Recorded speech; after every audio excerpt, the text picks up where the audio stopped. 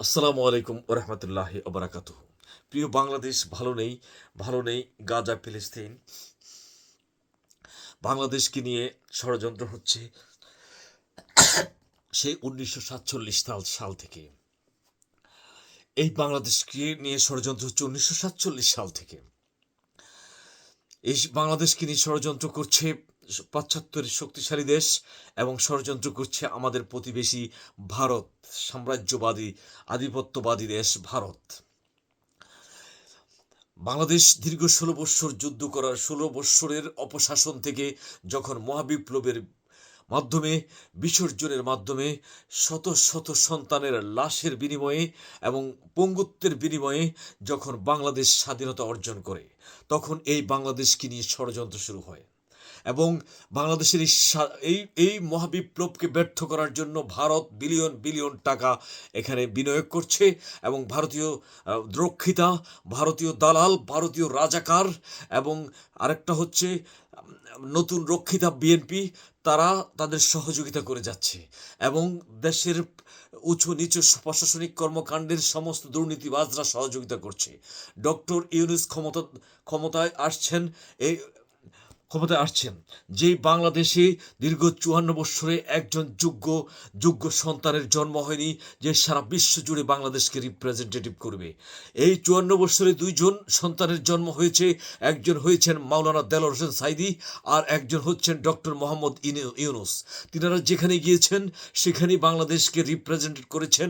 Specially বর্তমান এই দুনিয়াবিধি মঞ্চে ডক্টর ইউনূসের কদর সারা বিশ্ব জুড়ে। আর এই ডক্টর ইউনূস যখন বাংলাদেশের কাণ্ডারি হয়েছেন, তখন ভারতের গা জ্বালা শুরু হয়েছে।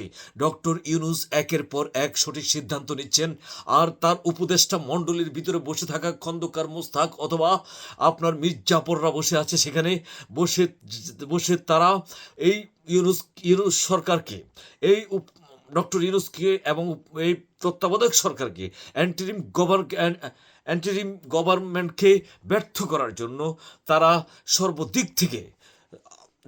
থেকে চেষ্টা করে যাচ্ছে। প্রথমে দেখেছেন শ্রমিক লীগ, কি আপনার তাঁতি লীগ, আনসার লীগ, কুত্তা লীগ, ছাগল লীগ হয়ে আন্দোলন করেছে। হিন্দু লীগ অনেক কিছু হয়েছে, ব্যর্থ হয়েছে। কিন্তু এখন এসে তারা বিভিন্নভাবে ভারত বিলিয়ন বিলিয়ন টাকার বিনিময়ে তাদেরকে কিনে নিচ্ছে।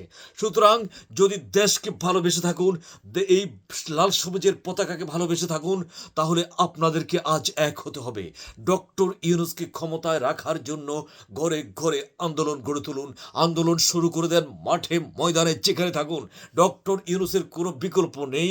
আমরা ডক্টর ইউনূসকে ক্ষমতায় দেখতে চাই। যদি প্রয়োজন হয় একটি হানা ভোটের নির্বাচন দিয়ে ডক্টর ইউনূসকে ক্ষমতায় বসান। আপনারা এই সুযোগ যদি হাতছাড়া করেন, তাহলে বাঙালি এবং আমাদের জন্য রয়েছে দুর্ভোগ। সুবিধাবাদী শয়তানরা, যাদের দেশপ্রেম নেই, যাদের দেশের মানুষের কল্যাণের কোনো চিন্তা নেই, যারা ভোগ বিলাস আর আত্ম সুখের চিন্তায় চেতনায় মগ্ন, তাদের থেকে কোনো কিছুই আশা করা যায় না। সুতরাং আপনারা ঘরে ঘরে দুর্গ গড়ে তুলুন, ডক্টর ইউনূসের পক্ষে মিটিং শুরু করে দিন এবং মিছিল শুরু করে দিন। আমরা তিনাকে ক্ষমতায় চাই একটি সুষ্ঠু নির্বাচন পর্যন্ত, একটি সুন্দর পরিবেশ হওয়া পর্যন্ত। আশা করি আপনারা সবাই আমার ছোট্ট মানুষটির কথা রাখবেন। ইনশাআল্লাহ বাংলাদেশ দীর্ঘজীবী হোক এবং সকল সমস্যা সমাধান করে বাংলাদেশ এগিয়ে যাবে বিশ্বের মানচিত্রে ডক্টর ইউনূসের হাত ধরে। এটাই আমরা প্রত্যাশা করি। আজ যেগুলি শিয়াল কুকুর যেগুলি লাফালাফি করছে, তাদের কোনো যোগ্যতাই নেই। ধন্যবাদ সবাইকে। আসসালামু আলাইকুম ওয়া রাহমাতুল্লাহি ওয়া বারাকাতুহু।